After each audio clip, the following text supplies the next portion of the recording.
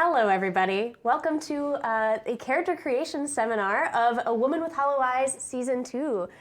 We can't be more excited than we currently are to be back at this table with these people and this real honest-to-God black cube stuff. So if you're just tuning in and you're not really sure what this is all about, let's introduce this and introduce ourselves. So I'm Darcy Ross. I work for Monty Cook Games as their community relations coordinator, and I'm a big Invisible Sun fan. So Invisible Sun is a game of surreal fantasy, secrets, magic, and surrealism. And we had a whole season exploring this cool world and this cool game, but we did so before the game was even out. So now we are returning to the game and to this world we've built and these characters we've explored for some fresh, cool storytelling with new players, with the actual components of the game, and it's going to be a really good time. So today we are building our new character for this, but we also have a returning character. So James, want to introduce yourself? Yes, I am James D'Amato. You might recognize me, or at least my voice, as the host of the One Shot podcast and the Campaign podcast.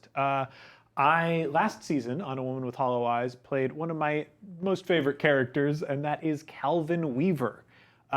Who was a normal person until he found out that the life that he was living is a lie, and that he's actually a very powerful spellcaster known as a Vizsla, and he practices an art of spellcasting called weaving.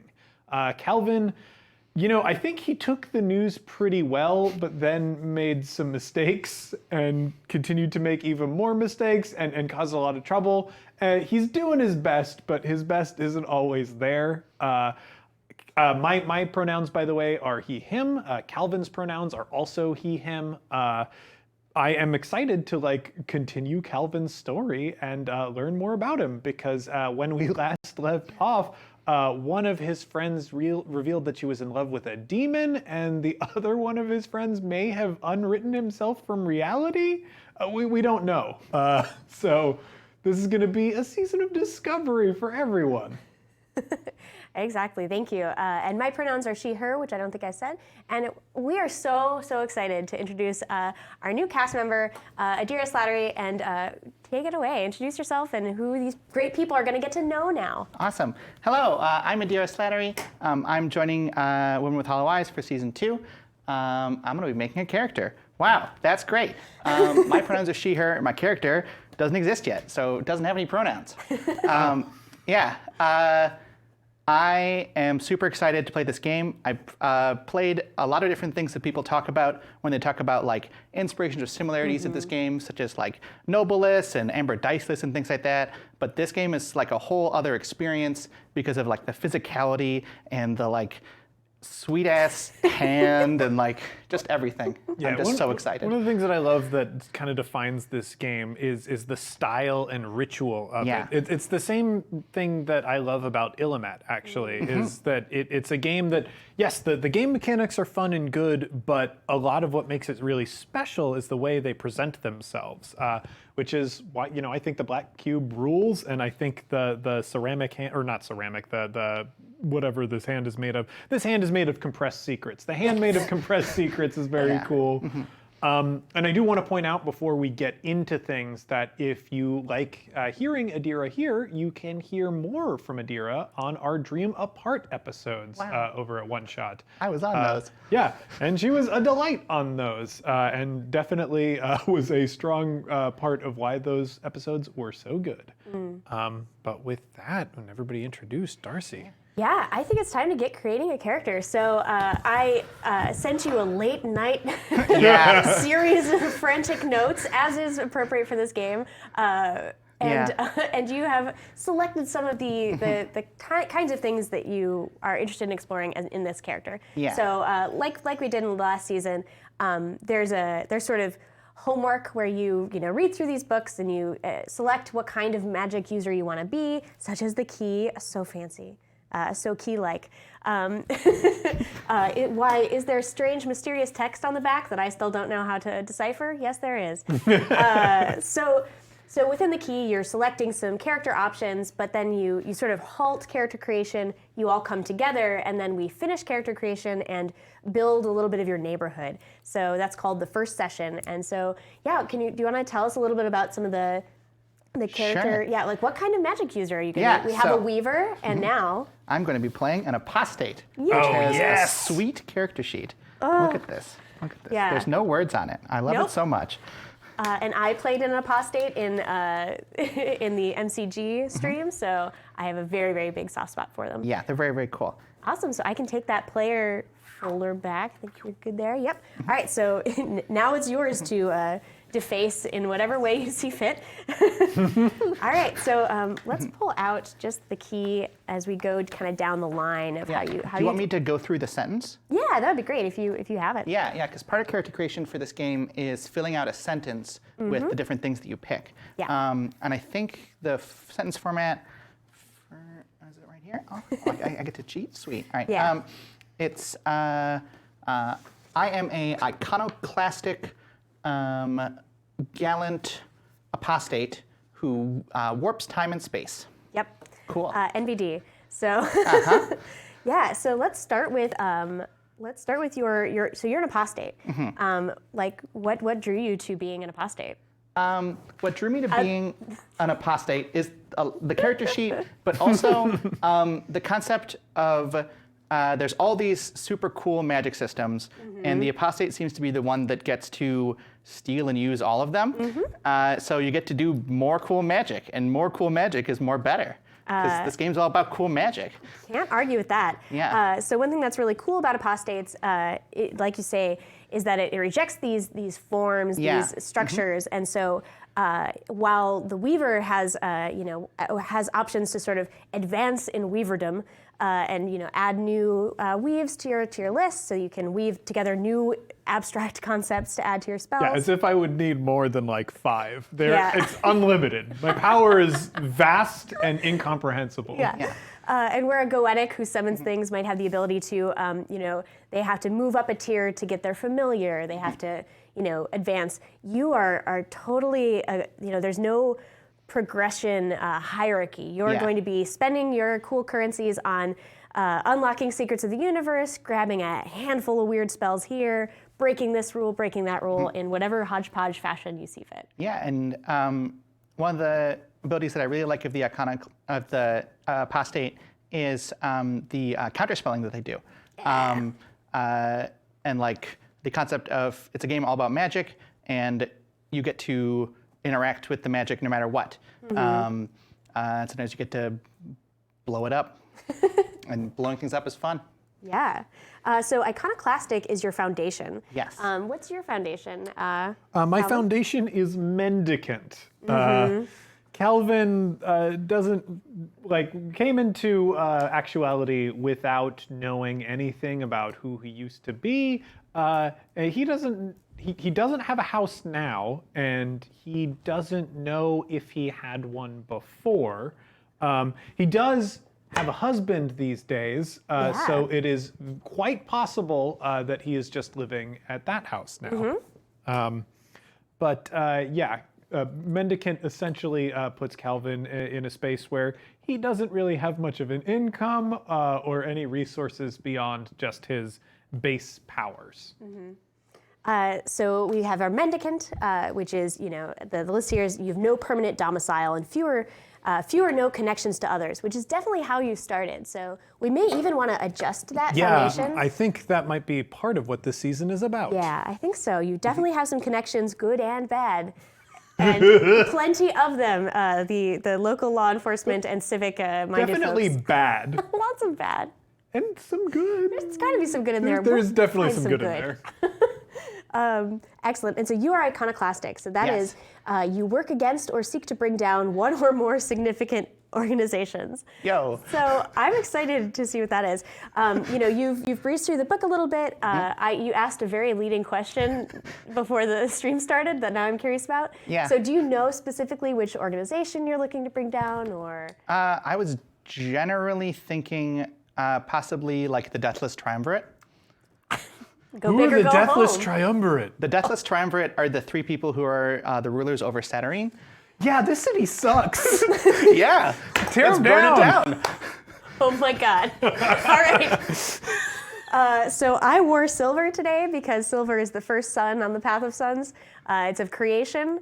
And I knew that there were going to be things that I could not have possibly predicted coming at me this session. So that's good. I wore gold today for rebirth, so we are at opposite ends of the track we're right now. Fight. Perfect. I love it.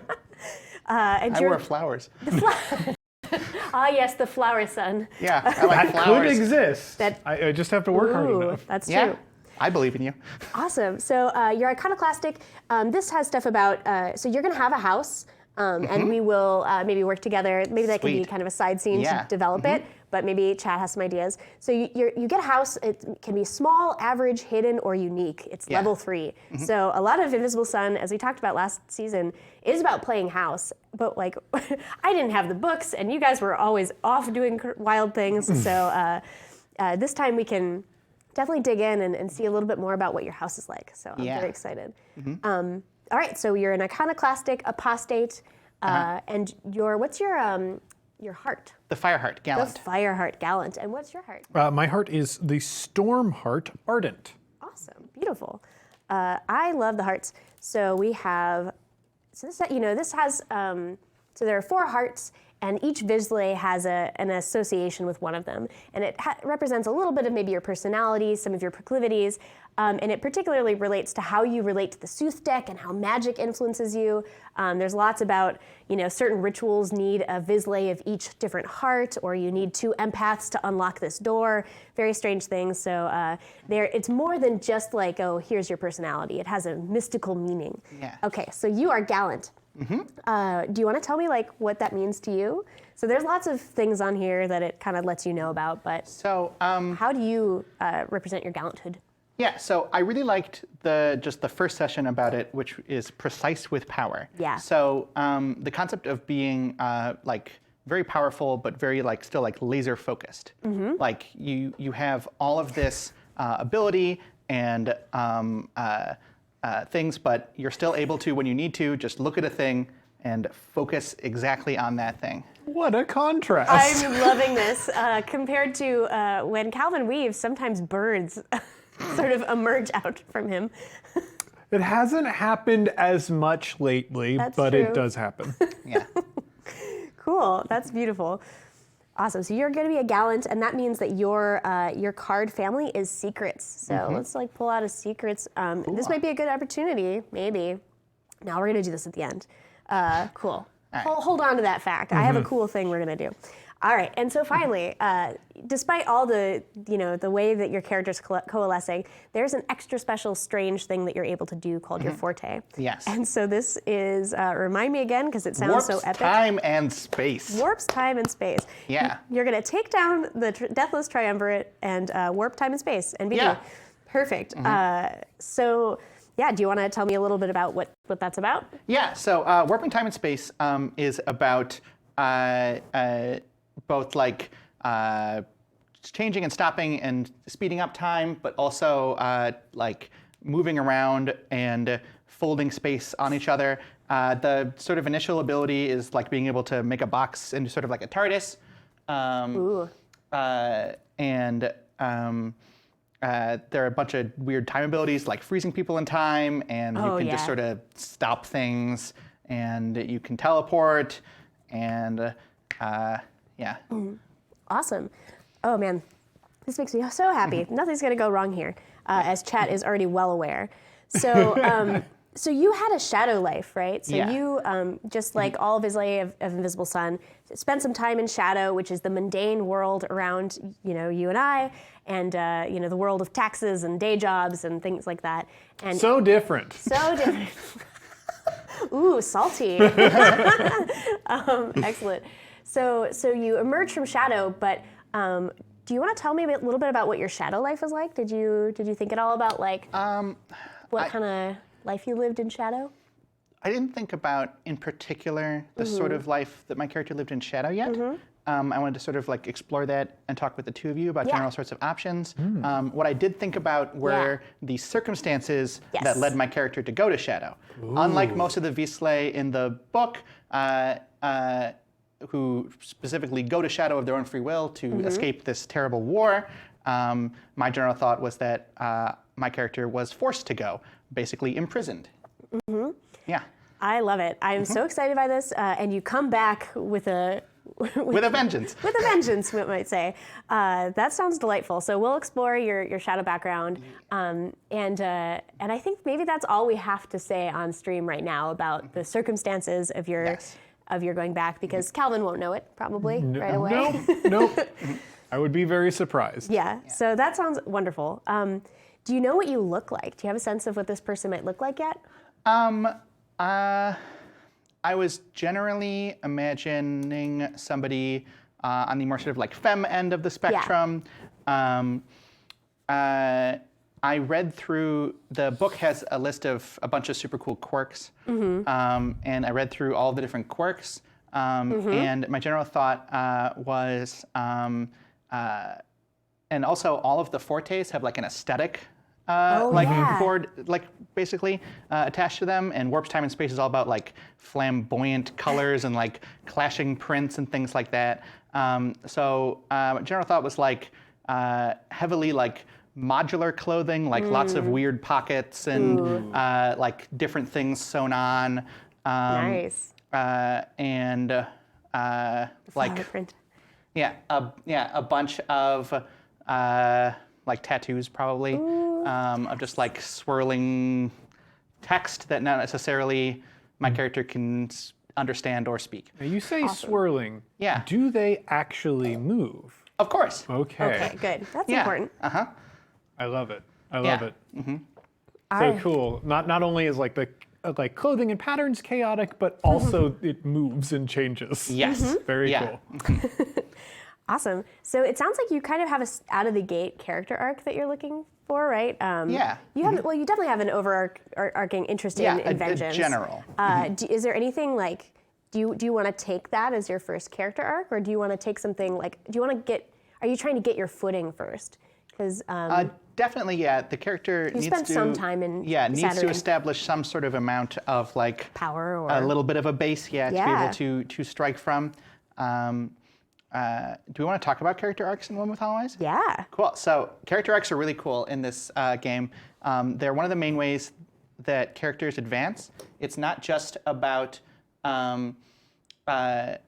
like getting experience points. It's about being sad and being happy, and like advancing down the steps of these different like arcs. And you can have a whole bunch of different arcs, and they're all really cool and flavorful. Yeah, and I you like need them. joy and despair to advance. So, are you interested in exploring some joyful or some despairing kind of leaning, or neutral? Could go either way. I generally like to make my characters be real sad. Okay. Why should they succeed at their goals at first? Yeah. You could be trying to learn something, maybe about the Deathless Triumvirate. Yeah. You could be. Yeah, because I mean, if you're going to fight somebody, you need to learn what you can actually use to fight them with, Absolutely. because they're deathless. All right. That's not special. I love this like jaded Calvin that we have now. All of his friends are gone. Oh no, so sad. All right, so I think that's all the amount of character that we need to get going. We will need a name. We'll talk a little bit, fleshing Sure. out some of your shadow life, and Yeah. So now I believe it's time. I think it's time. So Draw from the deck. Not draw. What we did when we Okay. first started is just pick a card that Kinda you speaks feel a to you. connection to. Sure. yeah, so this is a little bit that we kind of just intuitively did, but I think it really changed the way we played this game a lot. Yeah. It had a dramatic impact on the game. And it will be showing up in some capacity in that PDF that will be coming out for Season 1 while Adira is choosing her card. I can talk a little bit about Yeah. that. That is currently it's finished being edited and it is now waiting to be laid out. We hired Jordan Shively for that, who you know as Dread Singles on Twitter. Also an apostate appreciator. And Jordan is currently, it looks like he said his schedule will open up for it in February. So if, like, we figured it'd be worth it to wait for his schedule to open up because he was such a big supporter of the first season, and he told me that he had a bunch of ideas for it. So Oh boy. we wanted to give him the opportunity to work on that. But that PDF will be coming out soon. We can also say that the Kickstarter, when it launches, which looks like it's going to launch on next Tuesday, if you missed the first season, if you missed backing the first season and you wanted to get access to a PDF that has all of the characters that people sent in, that has all of the different like items and spells that people came up with to be a part of that season, the Flux. Oh my gosh. The sometimes brutal Flux. You can get that PDF when you back the new Kickstarter. At, I believe, the $25 level will get you access to the new PDF and the old PDF. Yep. So if that was something that appealed to you, that you felt like, oh man, I can't really believe I missed out on this, don't worry, you will still be able to get it. Yeah, and we should, backers of the first Kickstarter, we could probably release that text that I wrote up about this exact process, because I wrote it in character in a late night fit at like 3 a.m. one time, and so it's pretty weird, and I'm excited for people to see it. Oh my goodness! Because it's in character instructions about how to play this game. From what character? You'll have to read it, James. Exciting. Okay, tell us. All right. Well, and please put it on the close-up cam. Yes. I have picked the Forbidden Game. Yes! I am so into this. That's so exciting. So let's see. Do I have the little thing that tells us about that card? The book or? The book's way over there, but Adira, behind you is that mysterious black cube about eye level. Yeah. What's this? This little puppy is the Sooth deck that we used in season 1, in its own fancy little container. Lovely. And so let's get the general meaning of that card. But like, what do you see in here, and what is drawing you to it? I like the multiple sides to it. I like the variety of runes. I like that it's 2 different colors and then a third color that's the hand of the orders with the 6 fingers. The Testament of Suns. Yeah. And it's lots of silver and gold. Silver and gold. Yeah. So that feels right. Oh my goodness. Okay, so Forbidden Game. This is going to be, I think James is going to go get he's going to get the Gate. Ooh. Is the book he's going to get me. Awesome. So this card is, let's find out which heart it is, so which family. So this is Notions, so it's not the Secrets family that you're aligned with, but that's okay. You have many things you're aligned with. Yay, thank you, James. So the general meaning, I'm very excited about this. And this is going to be like important to your character. So when it comes up, we're going to sort of look a little closer about what it might be indicating. And for you personally, for maybe one of your goals. And what we found in the previous season is that it kind of organically takes on more meaning in a really strange way. So Forbidden Game, its meanings are danger, intellect, strategy, and balance. So I'm certainly reading in a little bit of your pursuit of the downfall of the Deathless Triumvirate into that, but we'll see if that's what it actually means. So we're just going to keep an eye on that. I don't know that we're giving it any mechanical benefit, because it usually influences quite enough. Yeah. Thematically, it provides you with a lot of mechanical benefits. Yeah. The Forbidden Game, being in the Notions family, is right next to the Golden Ship. Oh my goodness. Of course it is. Monty Cook is a sorcerer. Awesome. Do not listen. Do not listen to his lies. So I am, as we speak, currently writing the first words I've ever written into the actual GM notebook, really fancy guiding hand. So I wrote down your special Sooth card, and of course, Splendid. Calvin's is the Golden Ship. All right, and now I think we're ready. So anything else popping out at you? Let's see. Well, we can do the divination for it. Read that. There is a threat here, but it is one that can be overcome with cleverness and strategy. This cleverness needs to take into account the balance of all involved factors, which can be daunting, as sometimes those factors are difficult to see. Ooh. That is on the nose. Yeah. Awesome.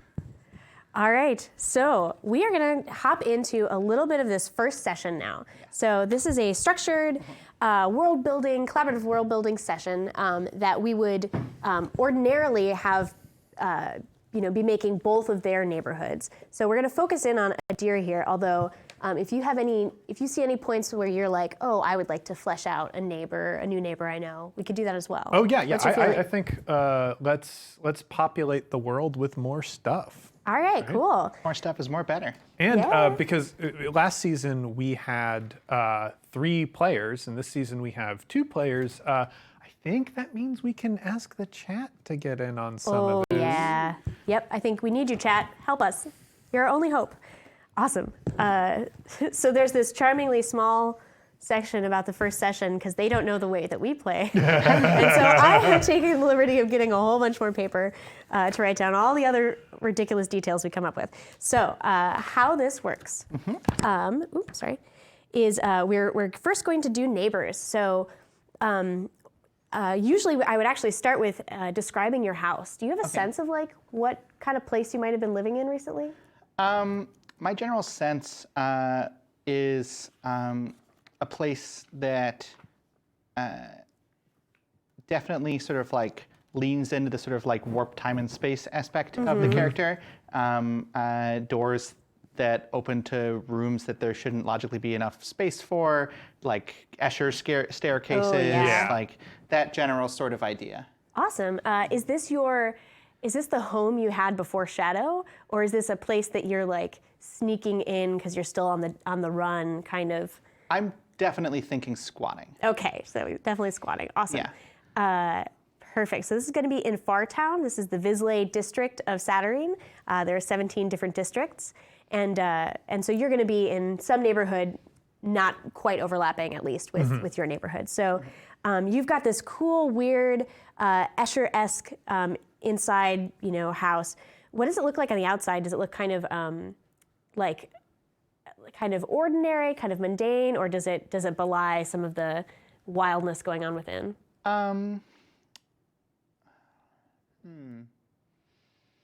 That's very interesting. Yeah. If Chad has some ideas, or if Calvin has some ideas. What does Chad think?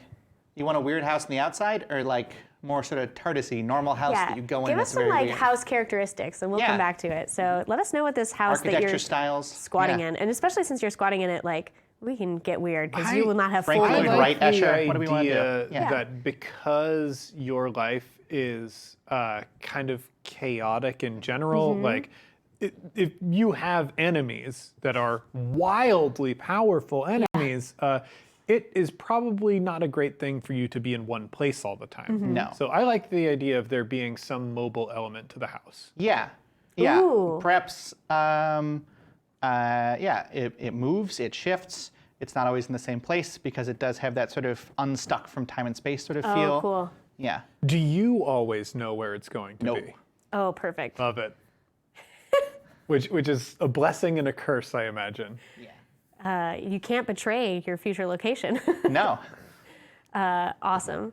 And it sounds like Chat is really interested in it being like really ordinary looking on the outside. So is it like, is it kind of brick? Is it wood? Is it like charming? Is it ominous? Is it like kind of falling apart, or is it just sort of? Is it loud? Yeah, like green stucco. Yeah, that sounds good. Oh, nice. Yeah. Okay, green stucco, but just like quirky. Yeah. Doesn't look anything magical. No. But once you enter in, it's all unstuck from time and space. And yeah, do your neighbors move along? Do your neighbors move with you, or are these just like neighbors you tend to show up between quite often? Ooh, that's neat. Yeah, I like that. Okay, cool. So frequent neighbors as you move around. Yeah. Okay, so. Unstucco from time and space. Oh Very my good. gosh. I didn't This even is think why of Chat. that. This is why Chat. Thank you, Chat.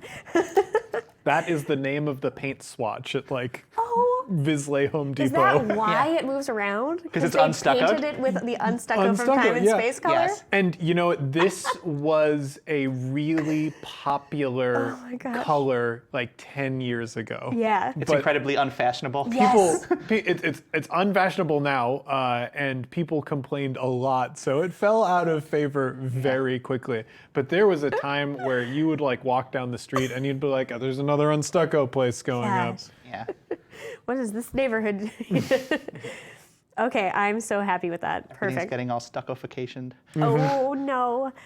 All right, so let's start with some of your neighbors. So chat, if you guys have some ideas for neighbors, Noodle on them. yeah, noodle on them. So give us some ideas, and we're gonna pick 2, but let's like get 3 or 4 ideas that we are pretty excited about and think about. So let's see, what kind of person might you have nearby? So this could be like it could be a vampire. It could be a friendly gardener lady. It could be a bookish introverted Vizsla. It could be so. These are the suggestions, and of course, we always have like 40-page backstories for every single neighbor that we create. So. Yeah, let me take a look at Those are just some examples. Here. I really liked the Elder Bryn in the book. Yeah. Elder Bryn, cool. They're very cool. Yeah. Solemn Lyrian's excited for Elder Bryn being a neighbor. And of course, an Elder Bryn can be, we could have an Elder Bryn who is interesting for these other reasons as well. Yeah. So we have some ideas about, kind of a hoarder of lost things, a butterfly scientist. Let's see, someone who makes a normal risk-free mirror, but no one trusts him. Mirrors are very dangerous. I adore that. The risk-free mirror guy? Yeah, absolutely. Okay, risk-free mirror Elder Bryn. I feel like that's definitely happening. So we can sketch out some more details of that person in a minute. But so if we have risk-free Elder Bryn. Risk-free mirrors. Risk-free mirror. Risk-free mirror. Is it a shop or is it a person? I think it's a independent artisan. No one would let them sell mirrors, start no. a shop with that. That's cool. Who would buy a mirror? Who would even do that? Who would do such a thing? You're very strange, Calvin. There are no mirrors. He is that is one thing that infuriates him. He knows there's some stupid rule or something that doesn't make sense, but it infuriates him to no end that Librelite's house has no mirrors in it. Every time. When he brushes his teeth in front of a wall, he's just stewing. Every once in some Vizsla have helpful spirits that sort of tell them you've missed a spot, It's very... If you need to see your reflection, just look at water. Yeah. Or just duplicate yourself. There we go. That's the usual way. Wildly impractical. It's wildly impractical. Just make a mirror. All right, so that's our neighbor 1. Yes, a mirror of yourself. Let's see, we have some more ideas, but you and I should also come up with some stuff. I should come up with something. Cool. I'm interested in what kind of people have we not had in a while? And who might be an interesting... So also we're going to be tracking what are positive influences and what are negative or neutral. Yeah. So thinking about that. I'm trying to, I'm having a couple ideas, but they're so close to things that happened last season. So, Let's look at chat. A hive mind swarm of ladybugs into it. Rourke has a really good idea for sort of a point of interest, an intersection where the stoplight is out, as in people's inhibitions are completely gone there. Okay, we're gonna come back to stoplight. I do like that. Yeah, that's good. Yeah, a busybody, the busiest of bodies, potentially. Someone who perhaps has oh goodness, what's it called? Where you have a hosts a legion, the busiest of bodies. There is a coincidence who lives next door. Oh no. So it's just this living entity around which serendipity just flows and spills out of them. Yeah. Sort of like... Coincidentally, they live next door. Yeah. In Mononoke, when the forest god is walking along the grass and flowers start to spring up around its feet, it is like that, but for serendipitous happenings and events. Yeah. And it's in Deadpool 2, there's the person who has like luck as Domino. a domino. Domino. Yes. Kind of She's my luck, favorite. serendipity. It's similar to that, but like there's more Yeah. irony to it. Right. It's got a bit more bite. Yeah. It's not just good things. Okay, I'm really into that. So what does this person seem like, So what's the person for whom? I think I definitely want... People mentioned an architecture critic. That'd be pretty charming. That's Yeah, that's good. I like that. I like that you have this out of style home and you keep periodically popping up next to this coincidence. Oh, It yeah. infuriates That's good. them. That's Yeah. great. Awesome. So you're sort of you're a negative neighbor to them. Yes. But they may not have Yeah. the same relationship. Cool. Well, I mean, they're always like talking about property values in a way like loud enough that she can hear. No. You know, Oh, perfect. Love it. it's just paint. Yeah. And then I'm liking this like bug theme that a couple people have hit on. But it could be, rather than a neighbor with a house, it could be sort of a roving person or entity or series of entities that are sort of roaming by. Yeah. How do people feel about like a hive of ladybugs? What could be interesting about them? Or they just could be like, maybe they're really into the color of your house. Or I grew up in a house that was stucco. hive mind HOA. Yeah. Yeah, so I grew up in a house that was stucco. That's and the HOA. Yeah. Is It would get covered in ladybugs when the house would, and they would like get in through all these little holes in the no. walls, and the house that I grew up in would be filled with ladybugs. So that's a perfect HOA. Okay, perfect. Yeah.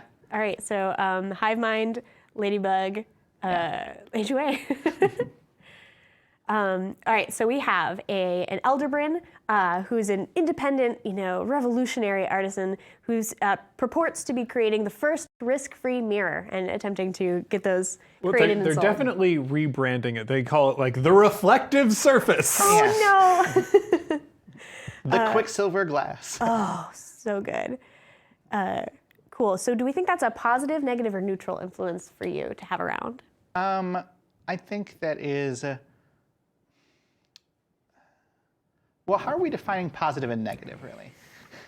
Let's have a philosophical Yeah, does discussion. positive mean like helps my characters like goals towards like the general like overall breakdown of society? Are we talking about that being positive? Are we talking about positive being like sort of guiding my character towards less sort of bombastic problem-solving styles? Like what I are we like looking the at? idea of maybe, is this convenient for you or inconvenient? Because whether or not it leads you towards your ultimate goal, there's definitely like things that are going to happen to you. Are they going to be good for you or bad for you? Yeah. Well, then with that dichotomy, Yeah. I think that the mirror maker is a positive Beautiful. neighbor. All right. And what about the coincidence who lives next door, who is coincidentally an architecture critic, who has to keep showing up next to your freaking unstucco from time and space house? But serendipity flows out of them. Do you think that's convenient or inconvenient to you? Or neutral? I think it's neutral because their general personality is not useful. Right. But the rest of them is. Right. So it could go either way. I Yeah. like that. And finally, the hive mind ladybug HOA. They're negative. Definitely negative. All right. So we have a positive, a negative, and a neutral. So I need a fly swatter. ooh, you're a dangerous Fizzler. I love it.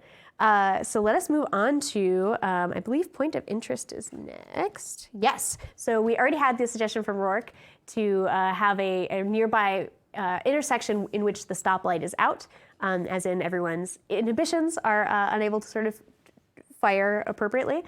So these are, points of interest can be like a cool restaurant, a bookstore, a monument, a fountain. We've had things like the emotional playground where you could sort of go to process and potentially dump all of your emotions. But you could go feel your feelings or unfeel them, and it's this cute, weird playground. So yeah, any ideas about some cool points of interest in this neighborhood? Again, this is like within your radius of where your house tends to show up. Yeah. So yeah, I'm trying to think through the neighborhoods that we established. Like, I guess Calvin's didn't have too much of an overt personality, but we had Kitty's neighborhood was the romance district, and we had Wayne's being like an industrial district. Yeah. Yeah. Do we think this neighborhood has kind of a character to it, and what that character might be? So far, it seems to be honestly a little like upper class. Like it's got like an independent merchant. Yeah. It's got like an architecture critic. It's got but it's sort of A like little high society. yeah, but or like on the on the high cusp. society because it's got an old unstuccoed house.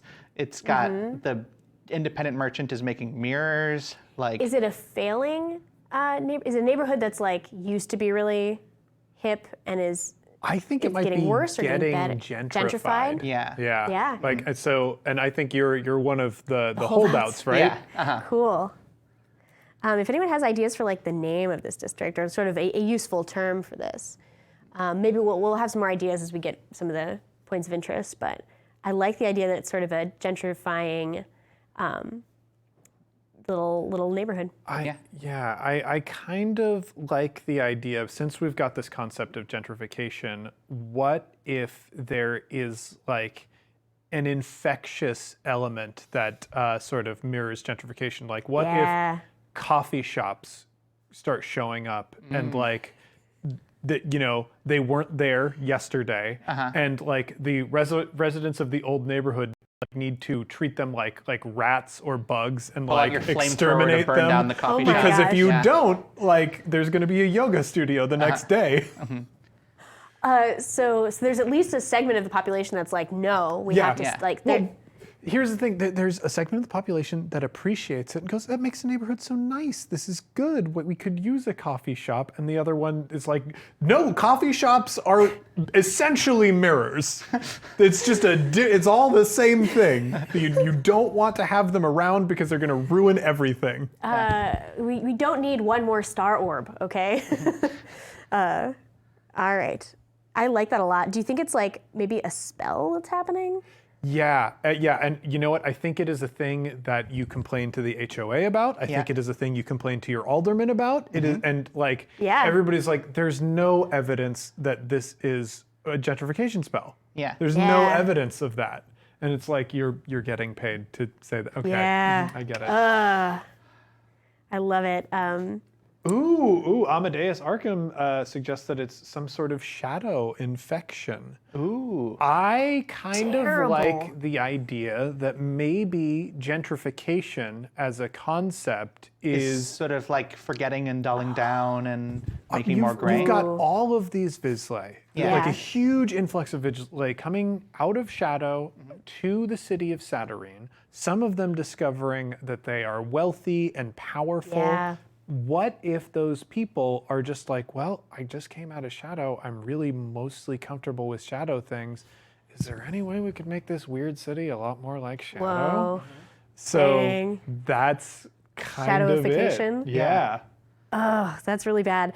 So I think that's a local issue, and I'm into it. So that is neighbor, local issue. So some sort of shadowification of your neighborhood, which some people are into and some people are not. Clearly, there's some like government authorities, to what extent those exist, that are in on it. I'm trying to see what the name of the alderman equivalent is.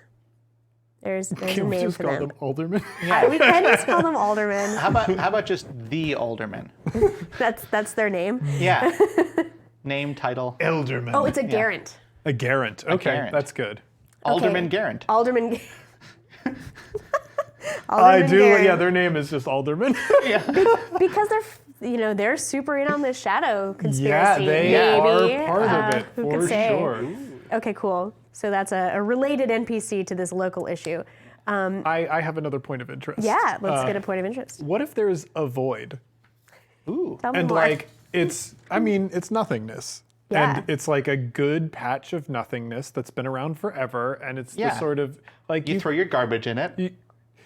I mean, some people throw their garbage in it. Yeah. Some people, Dangerous alchemical reagents. open up some beers and like drink around it. It's Yeah. the void. It's Yeah. been a part of this Lots of neighborhood people forever. shout into it. Yes. Let's be real. So many people. There are people who tilt at it. Sometimes you bathe in it.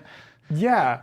So there's people that just stew in it, and I think there is a collection of people, this gentrification, community. They want to fill that void, They want to fill the void. and they want to fill it with stuff. Where will the void punks go? Going in the notes. See, this is why that charmingly little section does not know how we play. And this void, it's notably featureless, right? Yeah. Like that's its thing. That's how you know you're there. There are a lot of people who go to like think, I think I'll go see the void, and they miss it because they're looking for it. That's part of the problem. Yeah. I do. I agree with Chat that the void is very educational for children. Yeah. I love it. So would we say that's a positive, negative, or neutral, do you think? From my character's perspective, positive. Yeah. From an objective perspective, neutral. Yeah. As it It is a void. Awesome. Yeah. Cool. Let's get another point of interest going, or a local issue. And of course, you and I will scheme more for Calvin's Yes, side of this. of course. So sorry, I'm edging you out, but No, we get I'm having a blast. Good. Yeah. What about some other points of interest, Chat? Do we are we interested in the stopping intersection? The hedonism light? Yes, yeah, the hedonism light.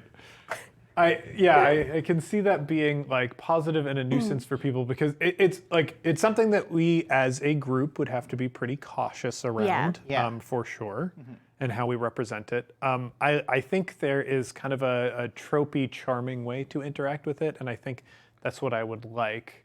And it's a stoplight that's specifically broken. Yeah. Which I dig.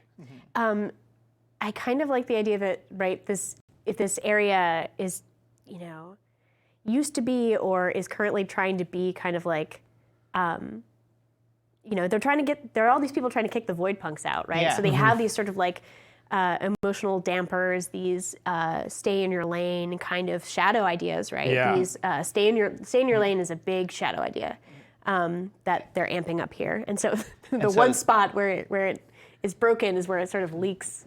What if somebody took one of those things and tampered with it and basically flipped the switch inverted in it? Yeah. Yeah. Usually the stoplights are there to sort of enforce this like shadowification, but instead now somebody has taken a stoplight and tampered with it. Instead of putting out light and putting out this, it sucks the light out and it sucks. I love it. The stoplight awesome. was brand new. It was installed. It was one of the things that aldermen fought for. Yeah.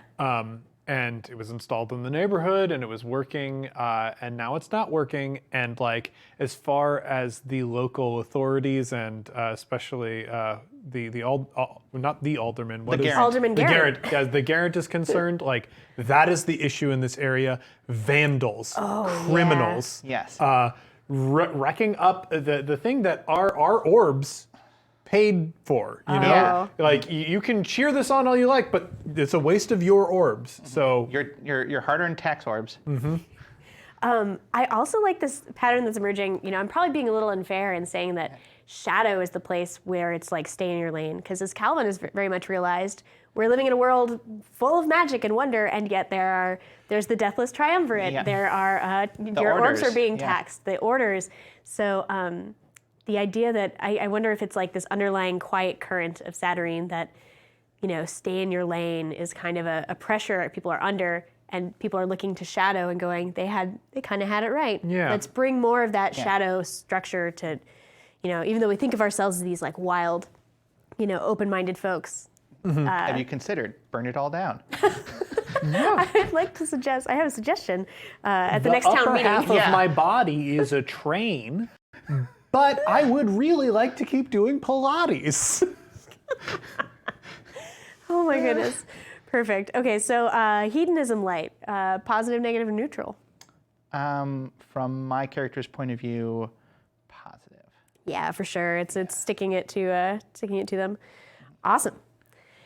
All right, should we touch some local issues? Some more local issues. So we have, of course, already have the one that is the gentrification, shadowification effect that's definitely being swept under the rug by the Garrett. So we have, That's negative. that's definitely negative. Yeah. What if the Garrett's up for election? Yeah. Yeah, definitely. Perfect. What if? Well, I guess that's just the HOA. The HOA is a hive mind, so I kind of Yeah. like the idea of there being almost constant elections, Oh. you know, in a certain way. So like there's always some sort of campaigning. And I think that's one of the things that might make Alderman so terrible is the campaign never ends. Oh, He's God. always putting out attack ads. And each of the ladybugs in the HOA gets a vote, and that's ridiculous. And they can never agree. Oh my goodness.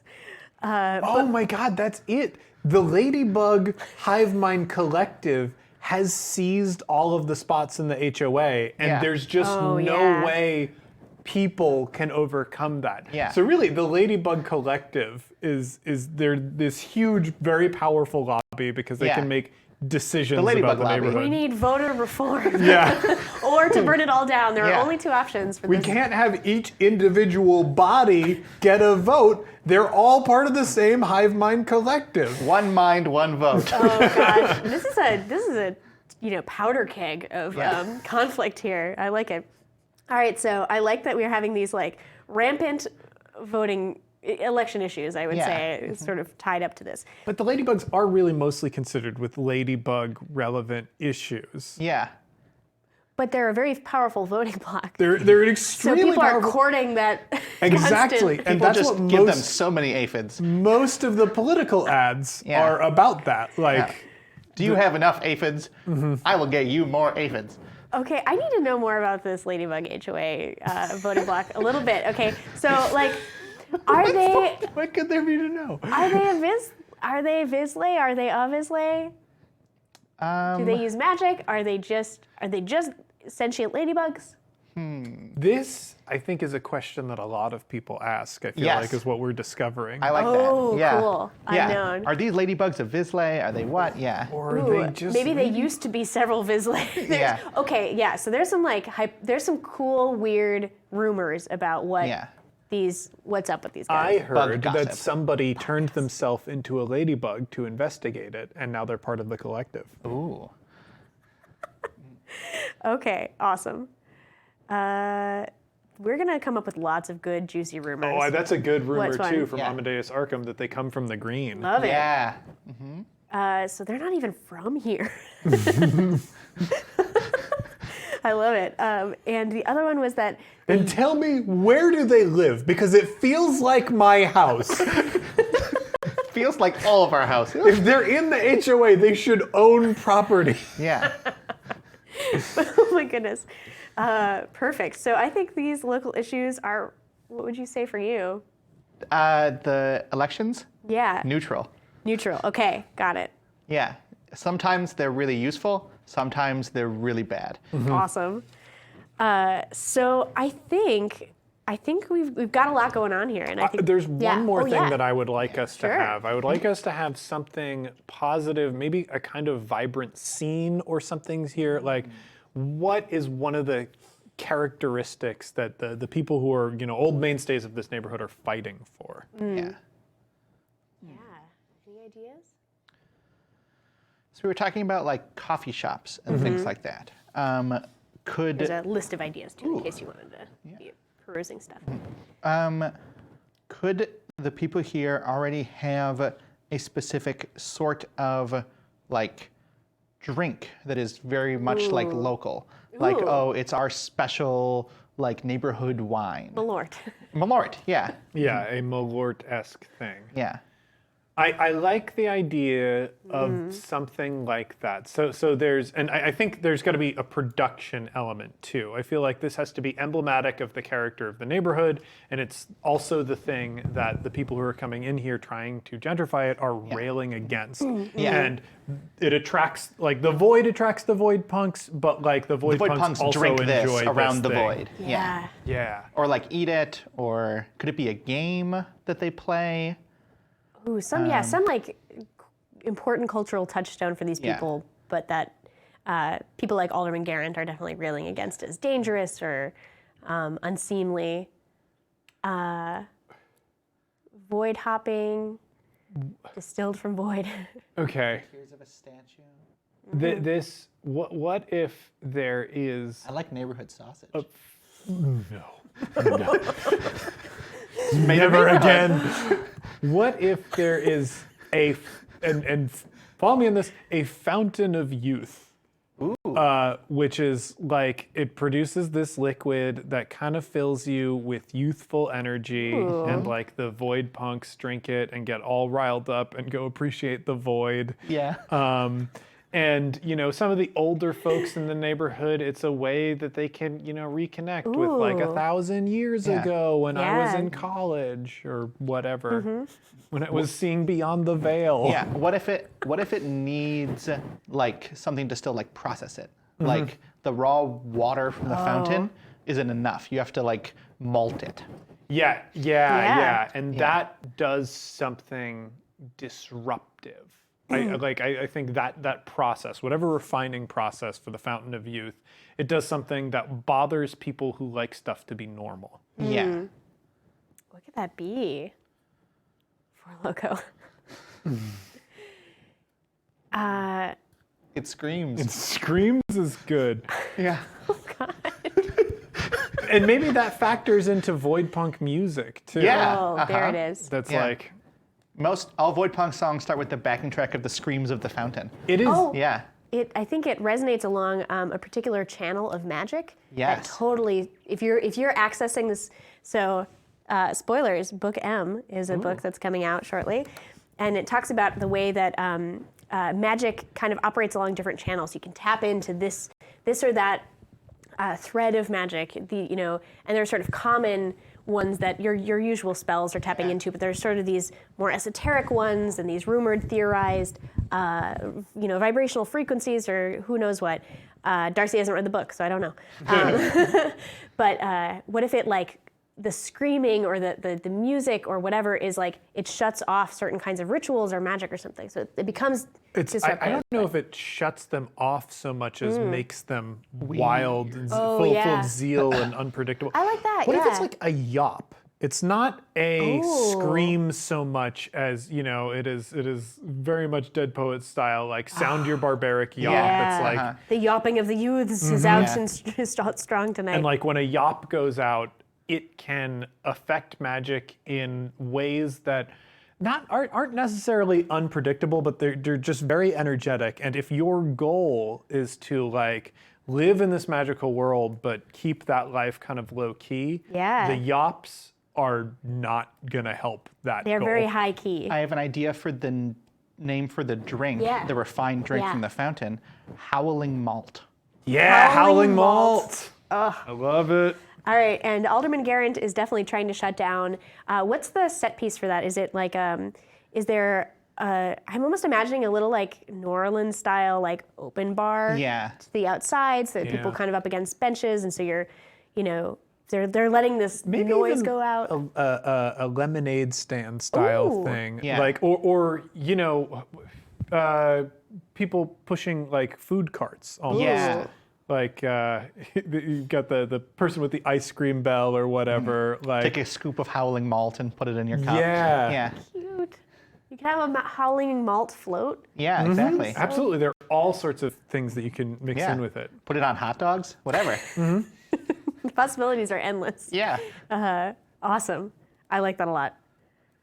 Cool. And then they're going to be traveling around until their licenses get revoked. That is. Yeah. Well, they're all unlicensed, which is that part makes of sense. the problem. Yeah, the factory itself has the license, but they don't You sell can make it, but you can't distribute it. Yeah, exactly. You can make a small amount of home howling yop. Awesome. What do you think about this? Like, what does your character see this point of interest as, or issue? What do you think it is? Probably a point of interest. Yeah, probably a point of interest. I feel like my character thinks it's positive. Yeah. Because it's like a useful, like magical energy source. Yeah. And it like messes with some weird magical channels, which is neat. Yeah. As an apostate. Yeah. And it attracts all sorts of like people that you like hanging out with, probably. Yeah. Awesome. All right, so we have a whole lot going on, but you had more positive stuff coming out. I think if you were not the character you were, lots of this might have not been positive. Yes, But I think this that is very aligns correct. well with your goals. Yeah. And so you're going to get a joy So write down wherever it is that you write down joy. And you'll be wanting to track. You probably want that on the front of your sheet because we'll be getting things like joy, acumen, and despair quite often. And you'll want to keep a running tab of the current and total. So you've got one current and one total. And you get to give a wicked key to someone. Ooh. So that, I think your options are kind of limited, but if you have a particular, I think you can get a wicked key, and maybe you can tell us what your favorite contribution was. Like, what's your favorite element or contribution here? What are you most drawn to? I think it's the ladybugs. The ladybugs? Yeah. Whoever in chat suggested the Hive Mind HOA, I'm forgetting now, a metaphysical wicked key to you. Not even metaphysical. If you play Invisible Sun, tell your GM that's true. we gave you a wicked key. Yeah. And if you meet me, I have some wicked keys. I Yeah. could get you one, so. She'll back it up with her authority. I will. Awesome. Oh no, it was names equipped, but they're the GM. Oh no. Well, that means one of your NPCs has a wicked key. I hope for your players' sake that it's a friendly one. But I think, I doubt it. There's no such thing as coincidence. It's going to be... Well, no, there is, Except for the and it lives coincidence. next to it here. Yeah. Literally in the book it says there is no such thing as coincidence. Fucking wrong. Another lie. Awesome. All right, let us switch back to our dear Calvin here. So I think that's the first session. So are you, some time has passed. Yeah. So there's some room for things to have changed a little bit. Do we want to build out more details of the neighborhood that you were sort of gravitating around, which is around Lieberlight? Did you folks move? Get a cool new house together? I don't know what you've done. Yeah, what does chat think? Did we stay in Lieberlight's tower, or did we move Overlooking somewhere the sausage else? factory.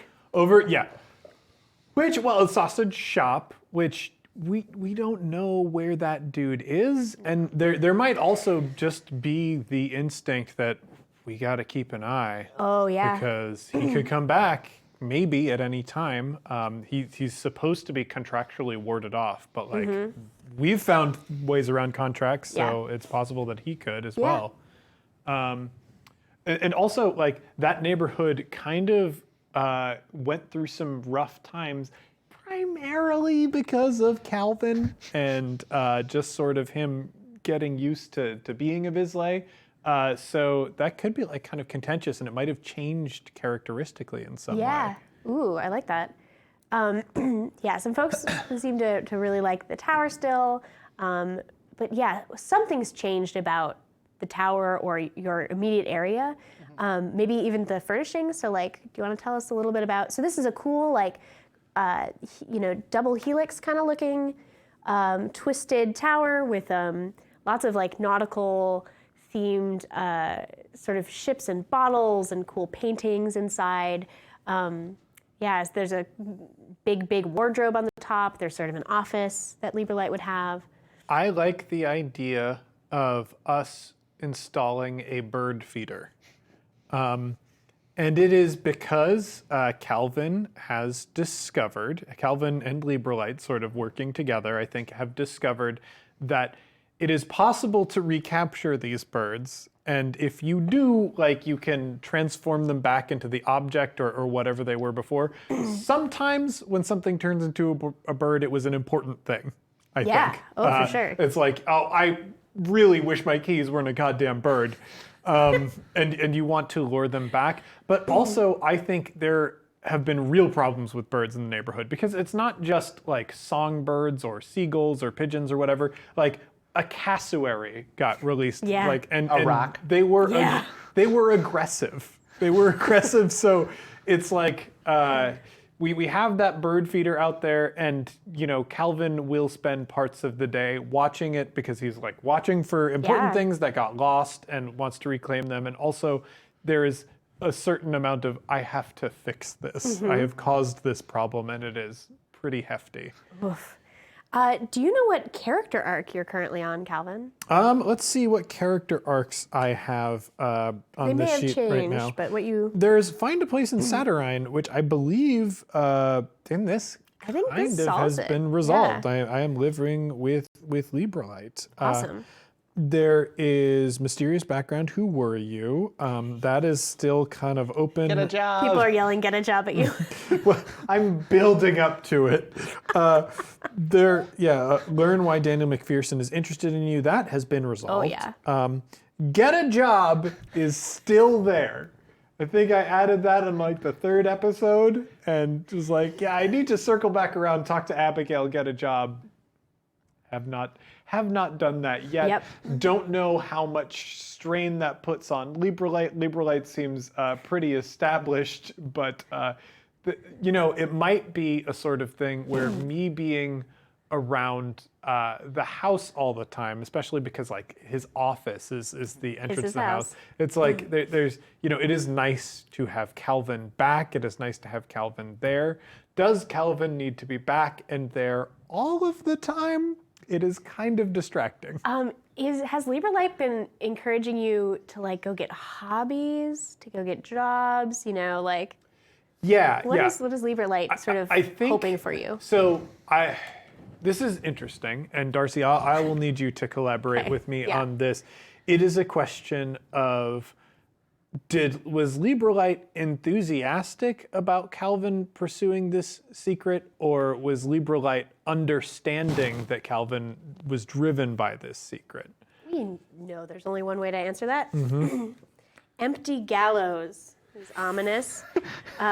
Could you look that up for me? Empty gallows. So when you say the secret, you mean The- your the- past or? Yeah, well, the project that he was trying to do, the idea of crafting a brand new sun, traveling to the edge Yeah. of creation. So you mean back in the day? Yeah, where- back in the day, but like now, that's Right. kind of the only thing Calvin knows about Yeah. himself. Yeah. And like even when he was on that boat ride, he just sort of looked up at the cosmos and was like, Yeah. it would be cool to make a sun. So I think that is the thing, and it's a question of, does Librelite want to encourage him to do that because he knows that's important to him, or does he feel like, oh, this is a dangerous thing, and maybe we shouldn't be encouraging this. Maybe we should find something else. So I want to know what this means because it's super ominous, but we have had a redraw, Redraw. summoned by GamerX27. Thank you, because this sounds really ominous and makes me sad for their budding relationship. So Empty Gallows. Empty Gallows It should be was alphabetical. 91. Yeah. So let's redraw, and maybe I shouldn't do so. So the themes for Empty Gallows were, rescue, salvation, solution, favorable judgment, escape. So those were they were pretty good. great. Those were better than I thought they were. Yeah. But hey, That's a pretty scary looking cat. I assumed it meant, I guess empty meaning, yeah. I but the thought it was cat's- No one's awaiting. in the gallows. Yeah, that was more my general thought as well. That makes sense. Wow. Okay, so that was what that was. And now we have The angel. Angel. Oh, interesting. Wow, cool. It's a defender. It's the defender of notions. Notions. Wow, we are so. I love You're not all these Notions, are you? notions. I am not notions, but the golden ship is notions. So it's all in that. All notions same- all the way down. Okay, this is judgment, safety, assistance, light, and justice. Wow. Ooh. It sounds like they were supportive, right? They Yeah. understand Yeah. that you have dreams for building a better world, and you want to realize that, and they're probably afraid for you because you're going up against ridiculous, entities and stuff that no one's ever done, and you're pouring yourself into it to a dangerous degree. But I think they're ultimately supportive. So I think a lot of what Calvin has been trying to do is make his powers more regular. Like try to make things more predictable. And I think one of the frustrating things that he has discovered is some of the skills that I have set for him. He has the skill of he's better at spells the first time he does them. Oh, Yeah. wow. So he this practice isn't necessarily helping him. Yeah. Maintaining a detached kind of flexibility is kind of how he rolls, and I think that has been a frustrating discovery for Yeah. Calvin. Is he wanted to be dependable or regular in some way, and it's just not a thing that's going to happen for him. Yeah. And so I think Librelite has probably spent a lot of time trying to convince Calvin that you are ready to pursue Yeah. this. You have been ready. Wow, yeah. And this lack of confidence that you have isn't real. Right. So you think Librelite is trying to sort of provide that sort of dependable bedrock for like Calvin to jump off from? I think there is an element out the of nest. Yeah. he is the mother bird pushing you out the nest to teach you to fly. He's done enough. Yeah. I love it. Yeah. Oh, cool. Do you still like the get a job thing, or do you I want to do change that? love Okay. get a job. I do Okay. love get a job still. I love how mundane it is. Yeah. It's very good. Does the bird burden count as a job? I don't think so. I mean, it doesn't bring any orbs. And I think Calvin is Yeah. kind of self-conscious about that. Yeah. He's both like he's resentful of the fact that there is still money in this world of magic. Like he actively doesn't like it, but he's also carrying a lot of capitalist shame over from Shadow, being like, well, if I'm not producing orbs, how am I contributing to this household? Yeah. And like Librelite is meanwhile being like, just go make a world. Go make a world. Yeah. Yep. Okay. I love that tension. That's a good feel. You both wanting to do right by Calvin's each other gentrifying and not too. knowing how. Oh, so okay, let's find out some more information about your. So one person had suggested that there are now 2 big walk-in closets, Yes. which I feel is right. I and do like perfect. that So quite a bit. I checked that out. And yeah, like let's come up with a couple things that around your neighborhood. Oh my goodness. I like that a lot. I like that a lot. That must be frustrating for Librelite because the old Calvin was definitely a top. Yeah. And now So- you're the live-in sub? Yeah. There's was some learning. The adventurer who built a golden ship so he could go to the edge of creation, and now he doesn't want to leave the house. Oh my god. He just wants to collect birds and be sad. I feel a little called out. So Wow. as someone who works from home, never sees the light of day. Perfect. Hey, Yeah, Calvin. that's a lot of Calvin's people at all of this us. table. Yeah. That is at least 2/3 of this table. I got a job. There you go. I see people in the world. I talk to them. Whatever. I must be haven't been amazing. sick in over a year. Yeah. That's true. Yeah. It's pretty great. Okay, so stuff in the neighborhood. What's a new point of interest we can think of, or a new neighbor? Because especially since I don't know if Daniel McPherson's stuff is there. He turned it to obsidian. Did it ever come back? it definitely could have, or it could not have, depending on. I think Librelite could advocate for leaving that horror show alone. Librelite. So I think like Yeah, that's a good question. they would probably turn to Librelite as sort of a. Do you want to go through all the neighbors you have right now? Sure. Well, Librelite was one of the neighbors. The rats were Wayne's neighbors. I have them. I'm trying to remember. And Daniel McPherson was one of the neighbors, and he's gone. Yep. The sausage salesman was a big one. Cool. Yeah. Give me a second, I'll find him. But what? So, I think one of my, the point I was making with that is if Daniel McPherson is not there, it is possible that somebody could be moving in to take that space. Where'd the statue go? Which statue? Oh, You said he was turned to obsidian. so no, it wasn't him. His place. His house was turned to Okay. obsidian. He had this ability to like teleport things, and when he did, they would be replaced by giant obsidian I guess duplicates. Yeah. Goodness. There's a lot of stuff in here in case you didn't know. I think one of them had something to do with smells. Yeah. So we have Calvin. Your stuff. While Darcy This is very is looking exciting. this up, I will take some time to thank Will Lovendahl. For those that don't know, we have been slowly but surely transforming the A Woman with Hollow Eyes streams into a podcast. Will Lovendahl is our editor on that show, but he's also a composer who made all of the original music for that show. There are many, many tracks. Each character has a theme and multiple variations on that theme.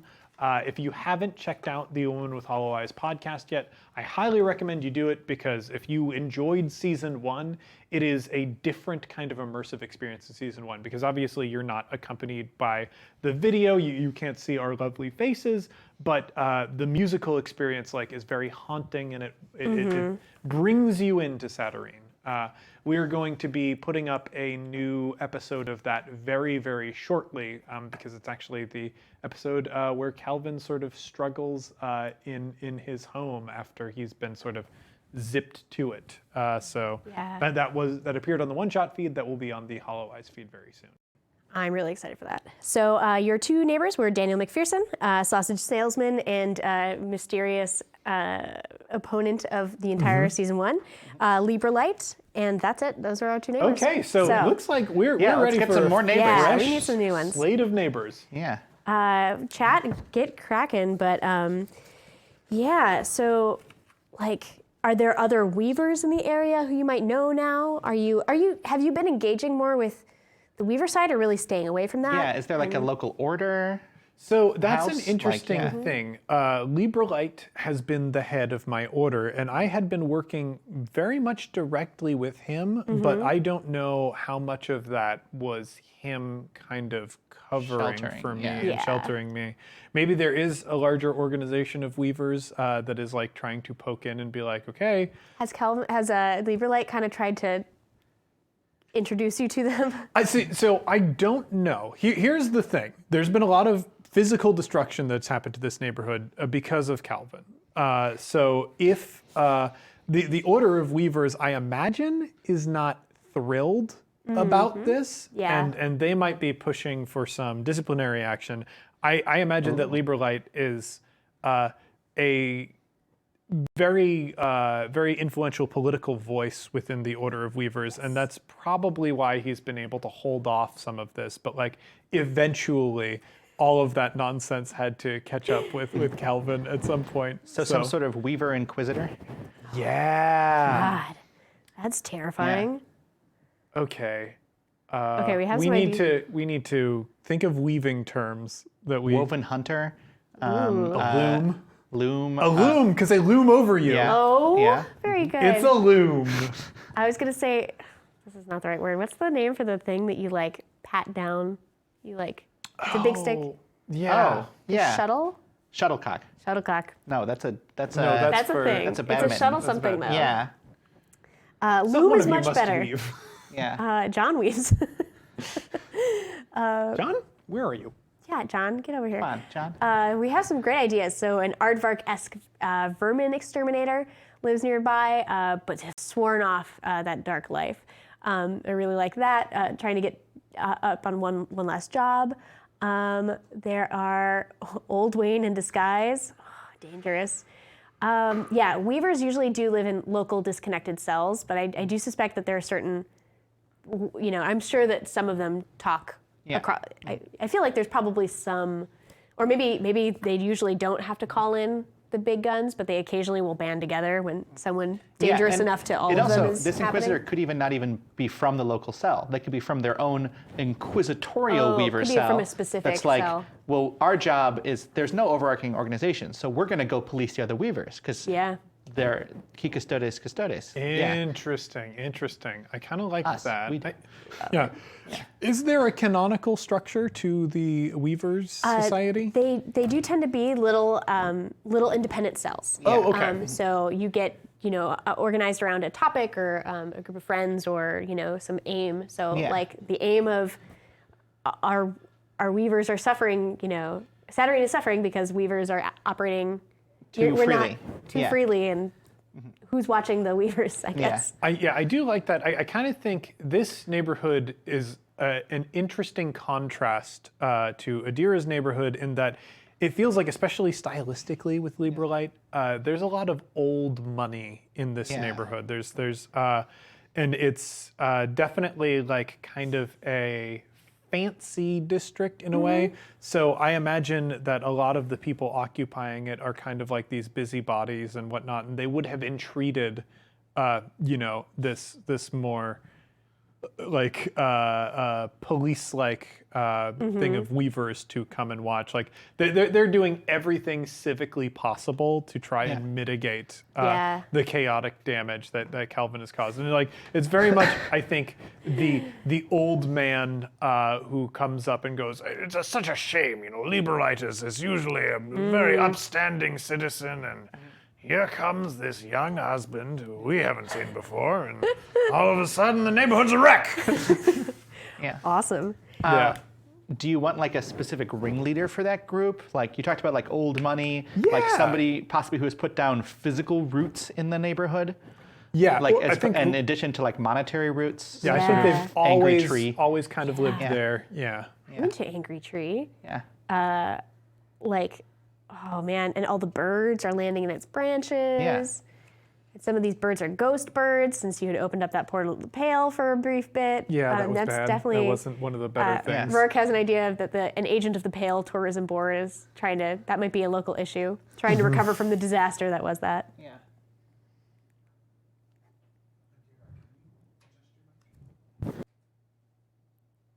It was pointing at your body instead of up and out. So, yeah. Is this better? Awesome. So do we think? So let's coalesce some of these ideas. Do we think there's a Weaver Inquisitor, or just someone, basically just some kind of, I don't know, like Independent contractor. hitman style? Yeah, hitman. Go shake down Calvin since Hitloop. Yeah. Yeah, well, I really like the idea of a loom, of some sort of regulatory body that exists. Unofficial.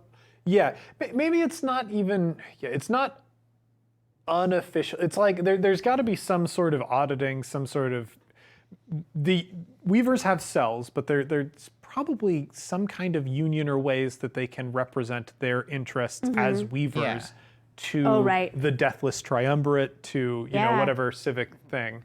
So because I imagine like the Order of Vances very much have an established hierarchy, and they use that to their own ends. So even though Weavers are kind of these freewheeling people who like to go off on their own, occasionally, like they need to have, at some point in the past, convinced the Order of Vances, who were wielding a lot of political power because they went to seek it out, convince them that we can take care of ourselves. Right. And even if they're disconnected cells, it's not going to be chaotic or bad for the city writ large. Yeah. And the looms are a solution to this. Cool. Rarely invoked, but certainly now. I love it. Cool. So a loom is one of your neighbors. Awesome. Is the loom just the name for the person who's doing this? Is it also the name of like the specific sort of hit that's been put out on you? Like you've been given a loom. It's your black mark. It's Yeah, your, sort of. I kind of like it. It's the sort of colloquial kind of derogatory name that Weavers give somebody who's like an auditor for Weavers, because it's typically not a thing they have, and whoever does that sucks. Yeah. Like, oh, they've got to drop that stitch. I love it. Yes. got a bad stitch. Yeah. Oof. Oh, yes. I like the Court of Needles. Ooh, Yeah. sweet. Is that what they sort of summoned to discuss this? I think, the Court of Needles rules. I think that's when you have to call a meeting of some kind Yeah. for Weavers. A Court of Needles was summoned, then they did the ritual And that there was invested the loom. Is the loom, is it a mantle that a Vizsla wears? Is it a totally woven entity? I kind of like it being a mantle that somebody I has. like that too. Because it creates sort of like a difference within Weavers themselves, being like, I really looms are terrible. Looms suck. They're not even. I don't even think of them as a necessary evil. They're just an evil. Cool. So this is not something that like rotates. It's like your like full time job. Is like I being think a loom. there is Until it's done. They're a particular order that exists, and they go off and they do their own thing. Yeah. But like it is. I love the bad stitch thing because one of the things that we talk about in improv all the time is basket weavers. You know, when making a basket, if you make a mistake, you don't undo the mistake. You make it part of the design. And that doesn't work for all sorts of weaving. So I really like that this is just the other philosophy. So good. Awesome. So I think that's a lot we have on the loom so far. Have you met the loom? It would be my only remaining question. And this is definitely a negative. I don't. Are you aware of the loom at all? Good question. I don't think so. Calvin is probably not aware of the loom. And, Darcy, you can decide whether or not Librelite is aware of the loom. Because Librelite, I love dearly, does keep secrets from Calvin to protect him often. Yeah. That is kind of been his thing, his MO. But I could also see the other people not trusting Librelite with this information. That's true, too. So let's keep it ambiguous for now. Yeah. Calvin does not know, but it is a negative for you. Cool. Ooh, was Calvin previously the loom? I don't think his personality could really make that work. It's a good question, though. It is a good question. It is a good question. Cool. Making your little chart now.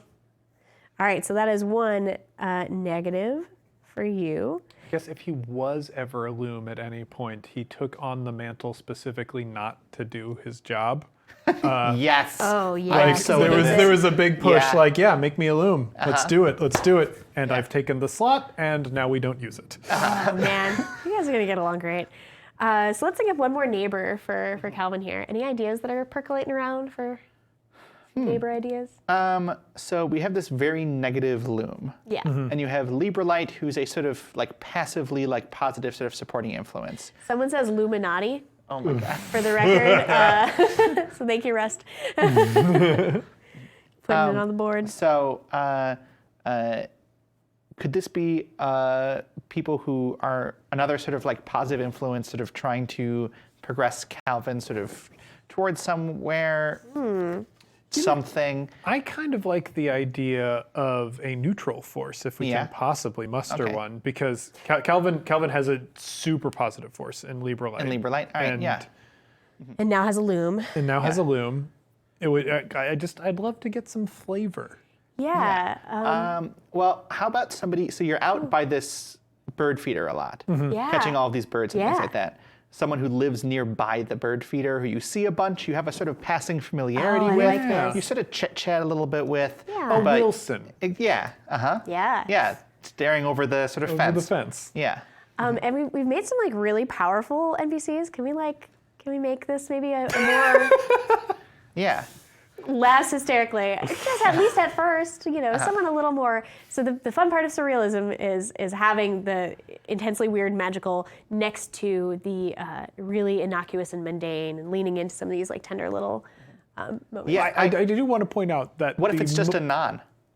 a knot? A non, the non-Visley. Visley. The people who just live in Saturnine and don't have magic. They just live there. Oh, cool. Yeah. Well, I mean, the last person that we made like that turned out to be horrifying, just so scary. I get But you the just have a mundane- very normal relationship. None of this is going to be ever any amount of scary at all. Darn it. Why would that ever happen? I do. When you did say non, I did think about non the bread, and I was like, I want some non. Yeah. What about? I like changeries. I like Yeah. them as a concept. Yeah. I think Ooh, they're yes. super neat. Changeries are very cool. What about somebody who's just into that? Yes. Oh, Who just yeah. like Calvin feels like there's new people moving in all the time, and it's just like a very normal person. They're like, I'm a normal guy, but today I'm a bunch Philip. of meteors. Philip. Yeah. Yeah. And I like that they're a non, but they use the changery. Yeah. What's their like? Are they old money? Are they? Do you know much about them yet, or? Is Philip a trust fund kid? I like most of the people in this neighborhood being older Okay. folks, Sure. but definitely, I think definitely they have a lot of resources. I can't imagine changeries are inexpensive. No. I don't know anything about how that works. So I imagine they have enough money to, at their convenience, go to the changery. Cool. And I kind of like the idea that, Calvin is kind of outgoing and tries to engage with them, but they have nothing in common. Oh. They've got nothing in common, and Calvin doesn't know how to talk to this person. Oh. Yeah. I can see Lieberlight behind the door going, Go on. you can do it, talk. shoo. Awesome. What are some of the things that they say that you don't understand? Do they talk about what's some of their interests? specific magazines or newspapers that Calvin just has no idea if he can even read them? Do they talk about Yeah. There's the Notion, the Yeah. Saturnine Gossip Mag. Yeah. I like the idea, not even the Notion, which I do love. I think Calvin loves the Notion. Okay, cool. Calvin Yeah. probably digs the Notion a lot. This is an idea that I had for a different thing a long time ago, where it was a city based around art and artists and how they would operate.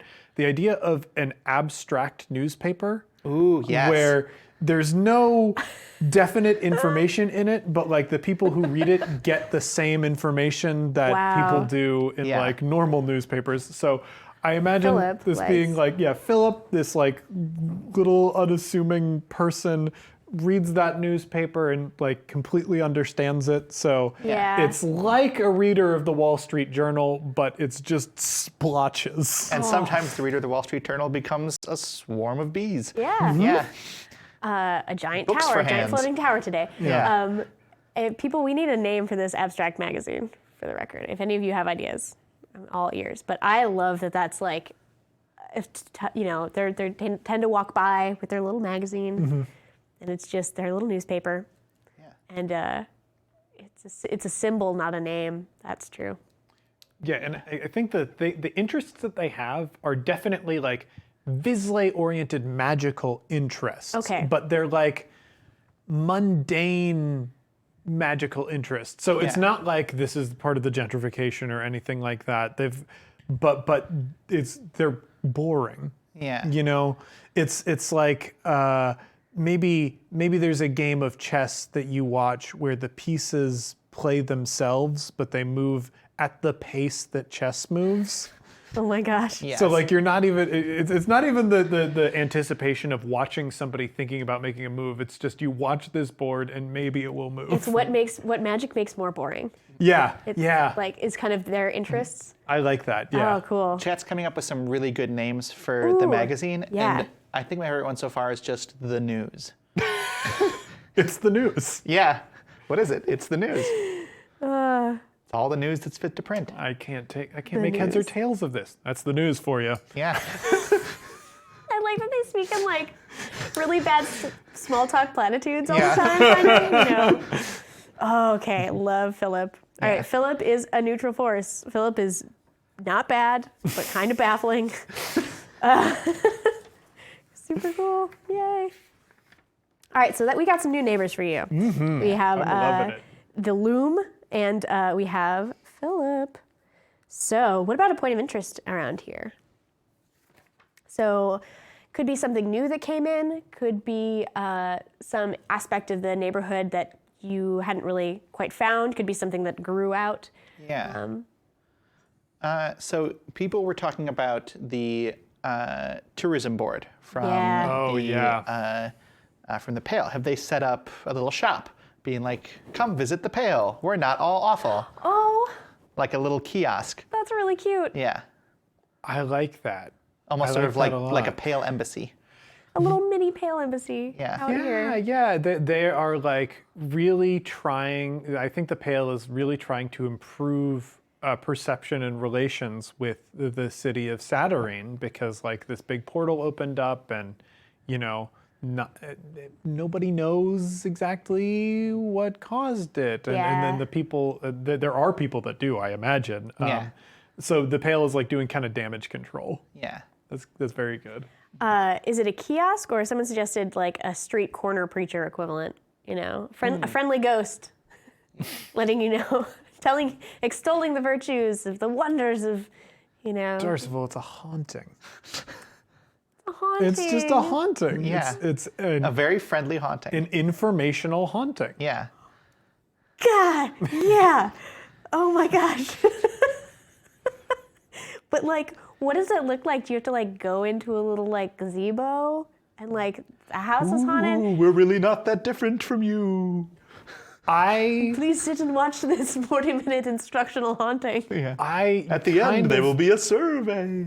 I kind of like it is a they're putting on events, and like the haunting is like kind of an event that happens around the neighborhood. Cool. So like Yeah. you might be at a cafe or something, and the walls will start bleeding. Pop-up. Yeah. Yeah. Pop-up haunting. Pop-up informational Yeah, haunting. like you will walk onto a street corner. It will be suddenly very cold. Oh gosh. So it's not even like a pop-up haunting. Is it also sort of like a flash mob Kind haunting? of, yeah. Yeah. Yeah. Awesome. I love it so much. Have you had experienced it yet, Calvin? For sure, it terrified him. Okay. Oh, haunting everywhere. So many good. Yeah. There's streets are littered with intangible brochures. Yes. Definitely. This does not feel like damage control. I feel like this is not sanctioned by the Pale Embassy. The Pale Embassy usually has its stuff together. This is like, What if it's just like just like a theater troupe? It's just like, you know what? We want everyone to love us. We're gonna do this great like sparkle dazzle campaign. Love that. Love so that. a ghostly theater troupe. Yeah. I kind of like the idea that they're because this is a very moneyed neighborhood or whatever. There are children and spouses of like the influential people who live here who they need a hobby, and you know what? Theater is their hobby. Yes. And like it's this in our world it would be very avant-garde theater, but this is kind of a very traditional form that like people appreciate, and it's just the haunting. I love it. So are they all ghost, or is it just like an integrated theater troupe which is trying to tackle current issues of the time, and their current sort of issue is like, there's this backlash against the Pale, and like we're not okay with that, so let's educate the public about. Yeah. Maybe not everybody in the troupe is ghosts, but when you are performing, you are a ghost. Because now that I'm thinking of it, Darcy, hauntings, it's just a form of theater. It's a way that people tell stories, right? Yeah. And like a traditional story is, I was murdered here. Exactly. But you can have all sorts of messages in Yeah. that very traditional form. And I think like Calvin is terrified of this. I think Librelite is somewhat a connoisseur of classic theater. Yes. Classic what theater? Like, what's the name for this specific form? I mean, it is. I feel like haunting, it's a right? haunting. Yeah, I yeah. feel like it's just a haunting. It's like, I can't believe you don't appreciate hauntings. Yeah. Awesome. I must take you to see the Shankill murders. Yeah. That sounds awful. They're a classic haunting. A story of love and passion Yeah. and death. They're planning a revival soon. Oh, God. I hear they're setting it in the modern era. Oh, my gosh. I hate this so much. Okay, cool. So the point of interest is that there's, it's this rotating pop-up haunting. Yeah. Which is a subset of the broader category of rich haunting theater happening around. This is like local theater haunting, amateur local theater yeah. haunting Yeah. that is put on by the wealthy children and bored spouses of this neighborhood. Yeah. So is the idea that amateur local theater haunting is interacting with the sort of flash dazzle haunting, like in sort of like in a good fashion and a bad fashion?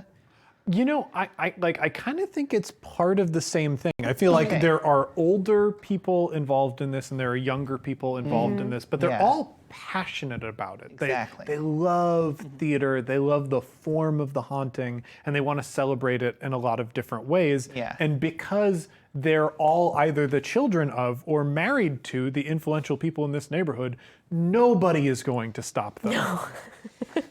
Even if people do not appreciate hauntings, they're part of it, And now they've picked up this thing where they rove around. You don't just go into a house and experience a haunting. Yeah, I think this whole Pale incident has really revitalized interest in it too. It's sort of spurred on the community, so it's become an even more robust series of performances. I think this is a negative for Calvin. Yeah, I think this is definitely a negative for Calvin. Okay.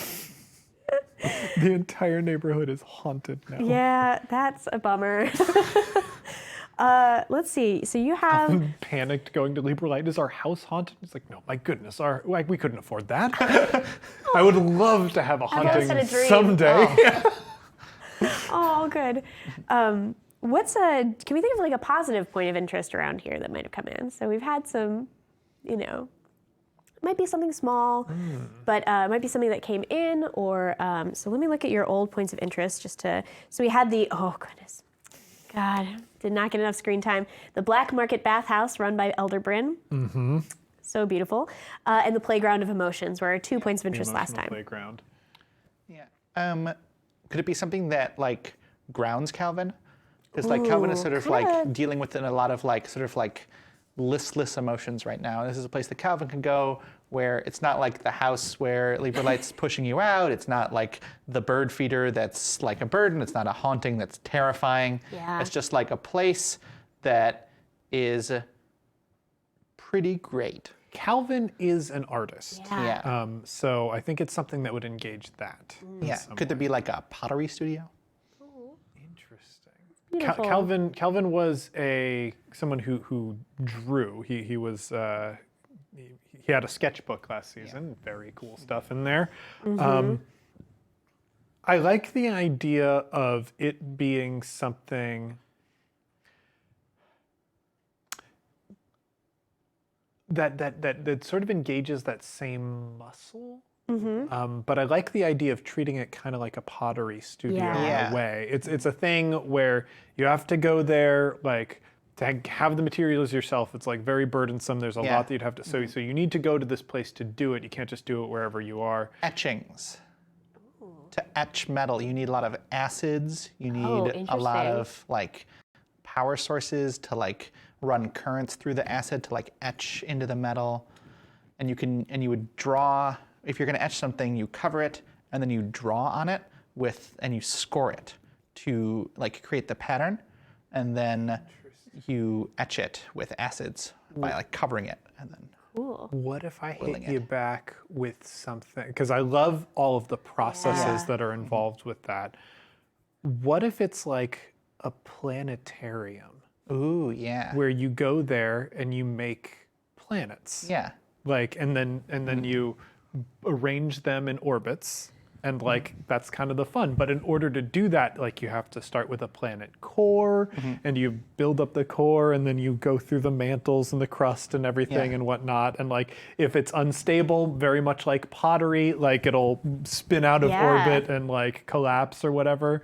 So yeah, it's exactly like etching and like pottery in that there's so many processes to it. It's a very niche hobby, and like the reward is they'll orbit around each other.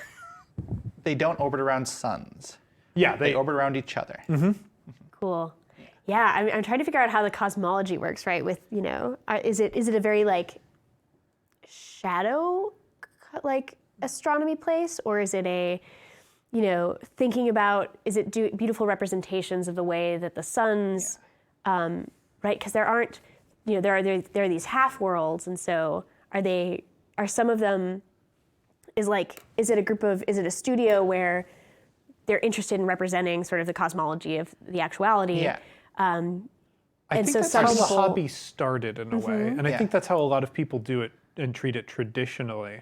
But I feel like what Calvin has gotten into is very much like those wine painting places that have popped up. Definitely recently. a theme chat was feeling. You go there, you drink wine, and you make solar systems together.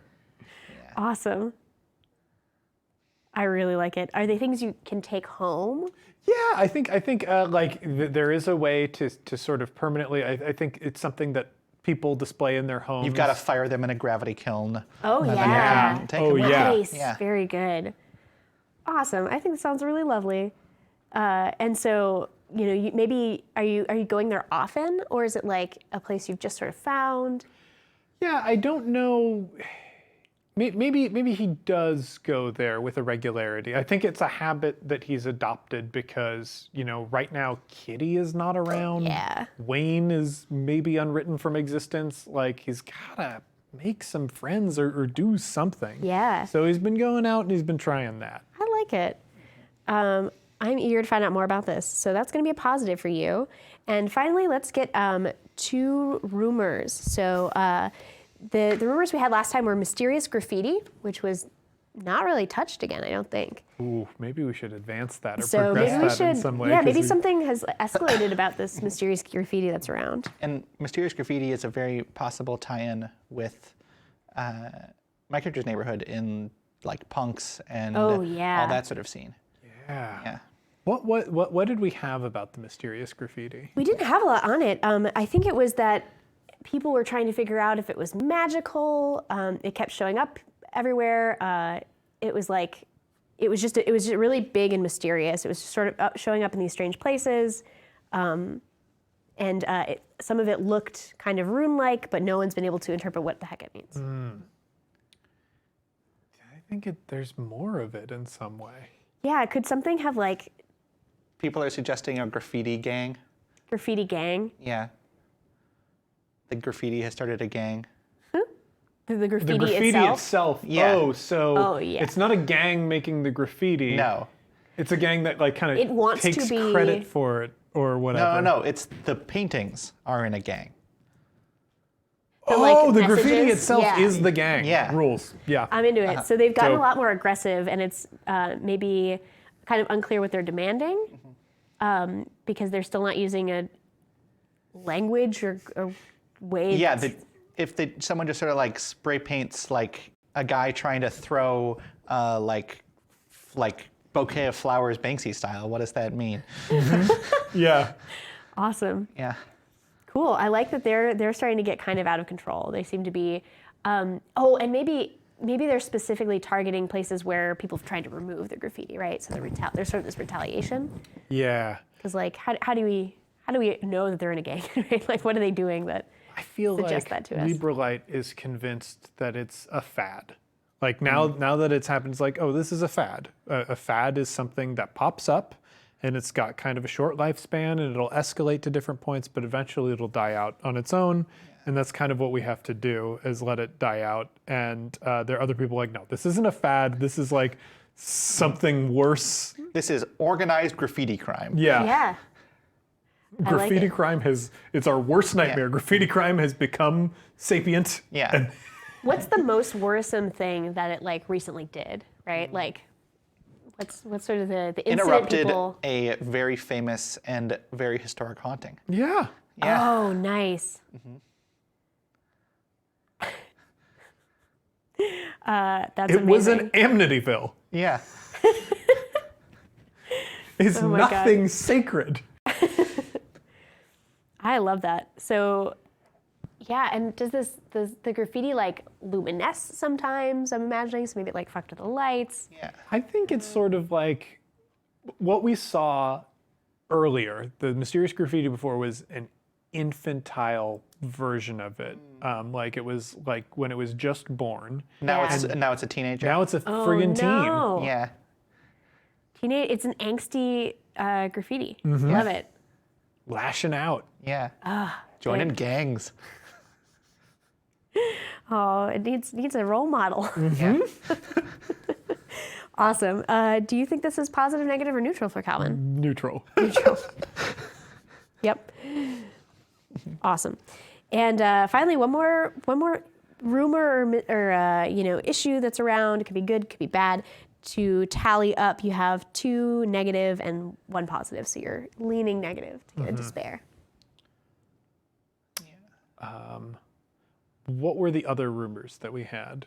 Our Did other we rumors, address them? it was mysterious graffiti and the sound hole. Sound holes. I mean, I hey, love the we sound didn't holes. fix those sound holes. Sure did not. Still a bunch of sound holes. Has something, have people made progress on why they think it's happening?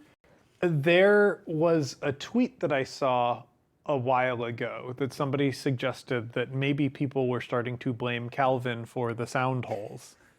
Poor Calvin. So I kind of like the idea that the sound hole problem has not been fixed. Gosh, I gotta remember the name of the alderman class again. Garant. The Garant. Like, the Garant has not been able to fix them. There have been like, we're gonna get a band in at some point. And they'll fill out that sound hole, and then it'll all be fixed. And they keep promising that, and it never happens. And new ones pop up, and it's like, are we not an influential district? Are we not important? So I think there's kind of a rabble growing over that, and the various people who are like, this Calvin person is an issue, are kind of like trying to hang that on his head. Yeah. We had an idea last time that local lacunae had lived there, the people who are just silhouettes. Yeah.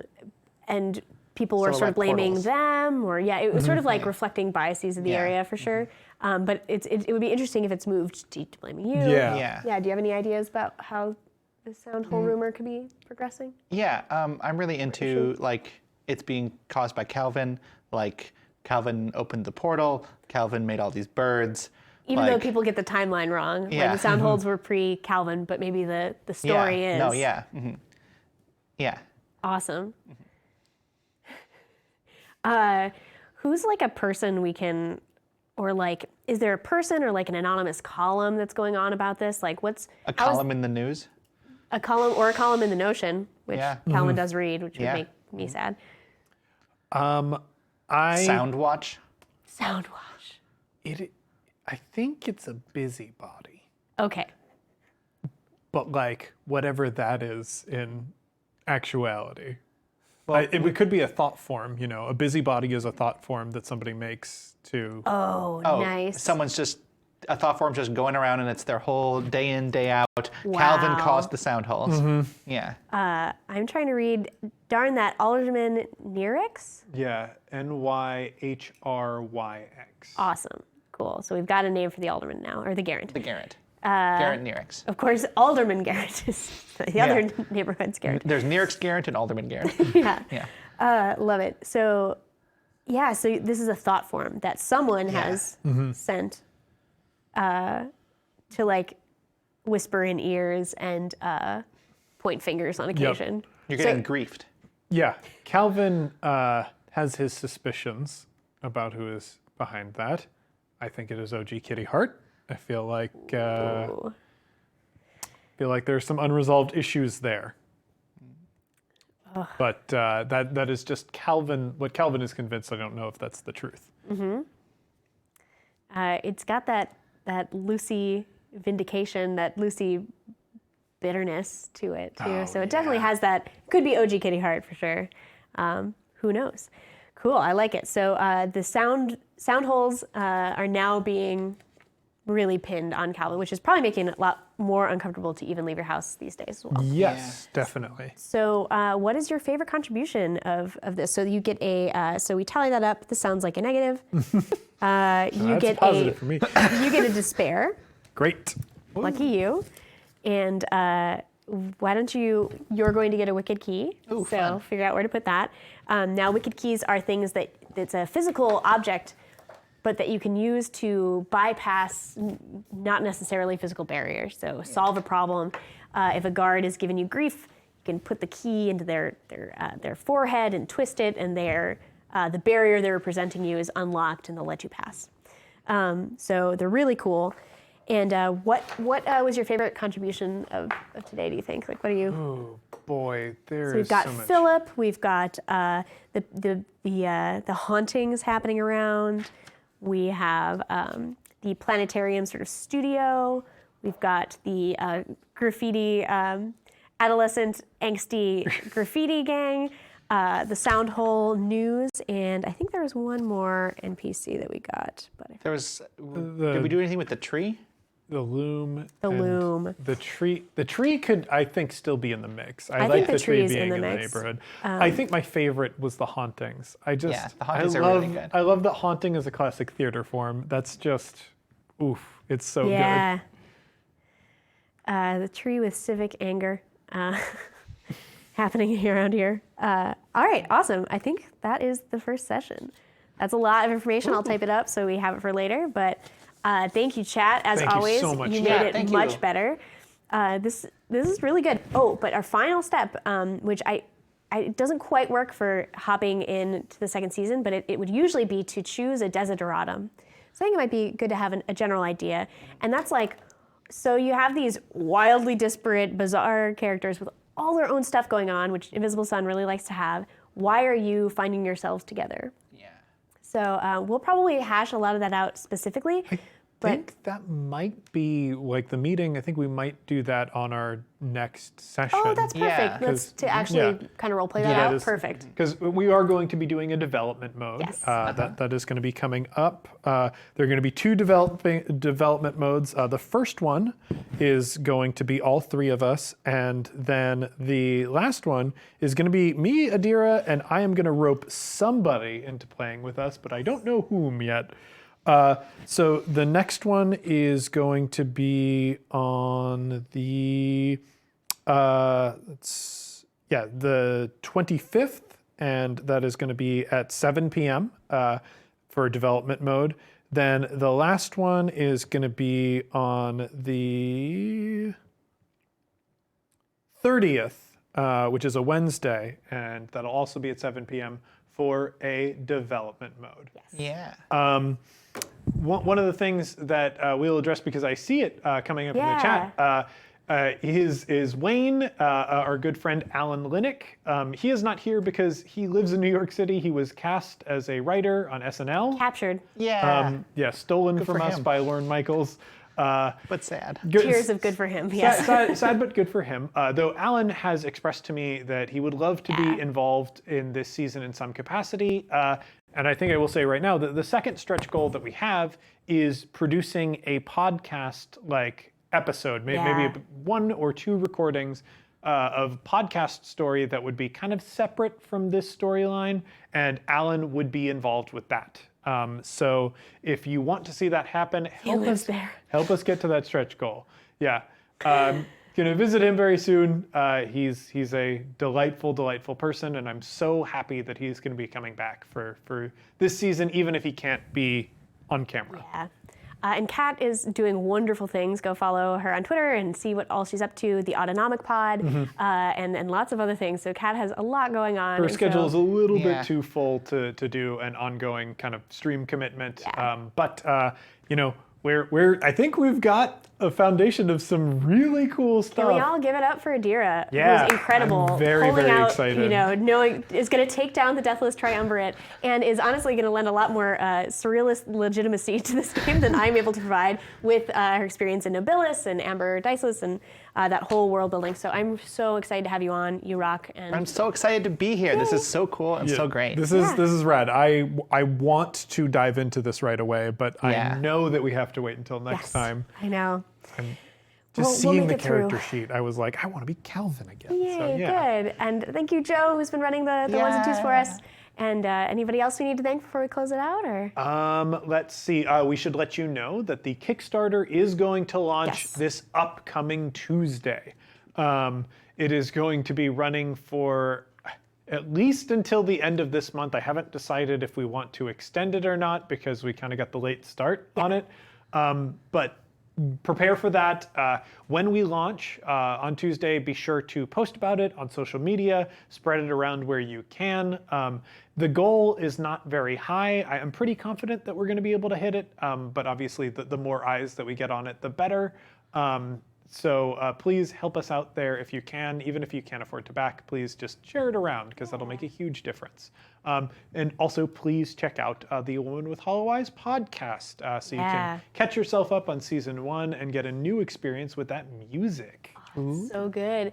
And I'm going to have to finally read the Secrets envelope. So the next time I come in, I will have finally, sadly, read the some of the secrets that changed the game. I am assured. I can't imagine they changed the game that Yes, much. I have been assured.